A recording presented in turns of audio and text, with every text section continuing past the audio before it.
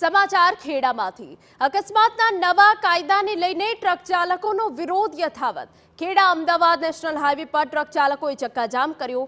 કનેરા ગામ પાસે હાઈવે પર ચક્કાજામથી ભારે ટ્રાફિક જામ સર્જાયો।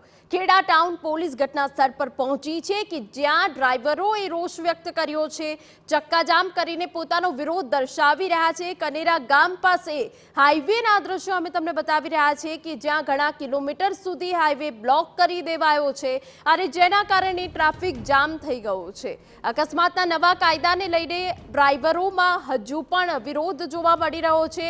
ટ્રક ચાલકોએ ચક્કાજામ કરીને પોતાનો વિરોધ ઠાલવ્યો છે, ત્યારે ખેડા ટાઉન પોલીસ ઘટના સ્થળ પર પહોંચી છે અને પરિસ્થિતિ ઠાડે પાડવાનો પ્રયત્ન કરી રહી છે, પરંતુ એ સ્થિતિ કે જ્યાં ટ્રક ચાલકો અલગ અલગ વિસ્તારોમાં પોતાનો વિરોધ દર્શાવી રહ્યા છે।